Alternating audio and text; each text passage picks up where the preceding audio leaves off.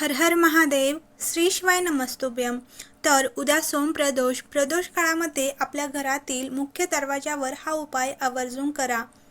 प्रदोष काळात सूर्यास्ताच्या सुमारास मुख्य दाराच्या उजव्या बाजूला बाहेरून किंवा उंबरठ्यावर गाईच्या तुपाचा दिवा प्रज्वलित करा.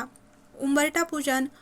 संध्याकाळी दिवा लावून उंबरठ्याची पूजा करावी आणि हळदी कुंकू व अक्षता वाहून नमस्कार करावा. कापूर आरती.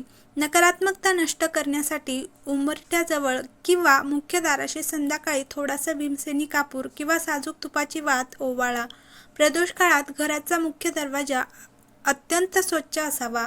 दारासमोर कोणतीही घाण किंवा चप्पल बूट विनाकारण पसरलेले असू नयेत. सोमप्रदोषच्या प्रदोष काळात घराचा मुख्य दरवाजाशी करता येणारे धार्मिक परंपरेतील प्रभावी उपाय तर आपण पाहूया. तर मुख्य दरवाजावर शिवनामाचा उपाय. तर प्रदोष काळ सुरू झाल्यावर प्रथम घराचा मुख्य दरवाजा स्वच्छ करा. थोडे स्वच्छ पाणी शिंपडून दरवाजावर दोन्ही बाजूंना दिवा लावा. त्यानंतर ओम नमः शिवाय 108 वेळा जप करा आणि घरातील अडथळे दूर होण्यासाठी भगवान शिवांकडे प्रार्थना करा. 2 दिव्यांचा उपाय. मुख्य दरवाजाच्या उजव्या आणि डाव्या बाजूला 2 तुपाचे दिवे लावा. दिवा लावताना मनात शिवांचे स्मरण करा. हा उपाय घरात सकारात्मक वातावरण राहावे या श्रद्धेने केला जातो. तर तिसरा उपाय. रांगोळीमध्ये त्रिशूळ. प्रदोष काळात मुख्य दरवाजासमोर साधी रांगोळी काढून त्यामध्ये त्रिशूळाचे चिन्ह काढा. त्याजवळ ओम लिहा आणि बेलपत्र अर्पण करा. चौथा उपाय आहे बेलपत्राचा विशेष उपाय.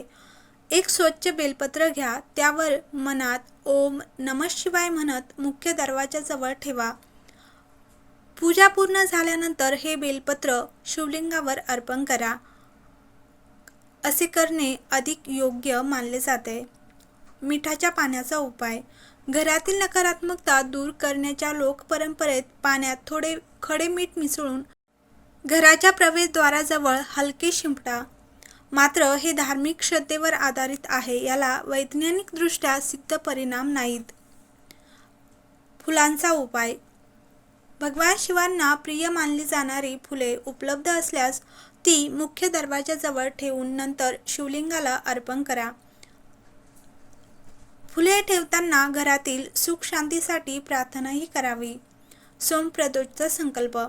सर्वात सोपा आणि महत्त्वाचा उपाय म्हणजे दरवाजाजवळ उभे राहून हात जोडून म्हणावे, हे महादेव, माझ्या घरातील सर्व संकटे, अडथळे आणि अशांती दूर करून माझ्या कुटुंबाला सुख शांती आणि सद्बुद्धी द्या. त्यानंतर 11 वेळा ओम नमः शिवाय म्हणा. तसेच सोमप्रदोषच्या दिवशी शिवलिंगावर करता येणारे 11 प्रभावी उपाय तर आपण पाहूया. पहिले आहे जलाभिषेक. स्वच्छ पाण्याने आपल्या घरातील शिवलिंगावर अभिषेक करून ओम नमः शिवाय 108 वेळा जप करा. त्यानंतर दूध अर्पण करून कुटुंबाच्या सुख समृद्धीसाठी प्रार्थना करा. बेलपत्र अर्पण. 3, 5 किंवा 11 बेलपत्रे अर्पण करावी. बेलपत्र स्वच्छ धुवून अर्पण करावेत. महामृत्युंजय मंत्र. अभिषेक करताना 21 किंवा 108 वेळा मंत्र जप करा. काळे तीळ. पाण्यात थोडेसे काळे तीळ मिसळून अभिषेक करावा.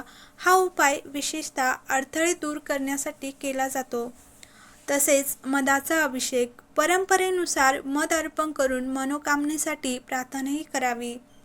तसेच गंगाजल अर्पण. उपलब्ध असल्यास शेवटी थोडेसे गंगाजल अर्पण करावे. आणि पांढरी फुले. तसेच शिवलिंगाला पांढरी फुलेही अर्पण करावी. धतुरा आणि रुईचे फुलं आपल्या स्थानिक परंपरेत मान्य असल्यास अर्पण करा. प्रदोष काळात दीपदान.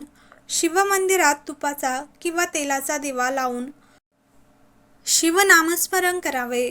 अर्धीच प्रदक्षिणा. आपल्या परंपरेनुसार शिवलिंगाभोवती प्रदक्षिणा घाला. जलहरी ओलांडू नये. तसेच शिवपूजामध्ये प्रदोष व्रत महात्म्य बघूया. शांडिल्य ऋषींनी एकदा एका दरिद्री मुलाच्या मातेस सांगितले, भगवान शंकराची प्रदोषकाळी पूजा केली की त्याचे चांगले फळ मिळते. जो कोणी प्रदोषकाळी शिवसेवा करेल तो ह्या जन्मी धनवान होतो.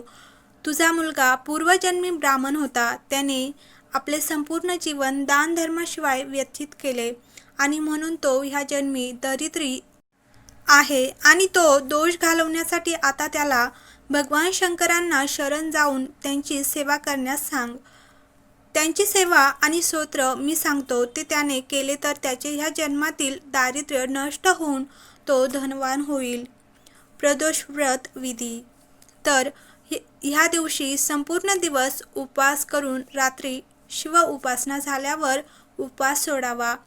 शिव उपासना प्रदोष काळात करावी, म्हणजे संध्याकाळ आणि रात्र ह्यामधील काळात शिव उपासना करण्यास सांगितले गेलेले आहे.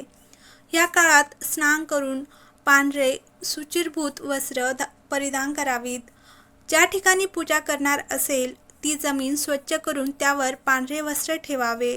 नंतर भगवान शंकरांची यथासांग पूजा करावी आणि डोळे मिटून मनात अशी कल्पना करा की मी तुमच्यासमोर एक सुंदर कमळाचे फूल आहे. ते कमळ पूर्ण नवशक्तींनी परिपूर्ण आहे. त्या कमळामध्ये भगवान शंकरांची प्रतिमा डोळ्यासमोर आणा. कमळाची मधील पाकळी म्हणजे शंकरांचा तिसरा डोळा. बाजूच्या वक्र पाकळ्या म्हणजे त्यांचे 2 डोळे. मधील कळीच्या खालील देठ म्हणजे देठावर त्यांचा नीलमणी आहे.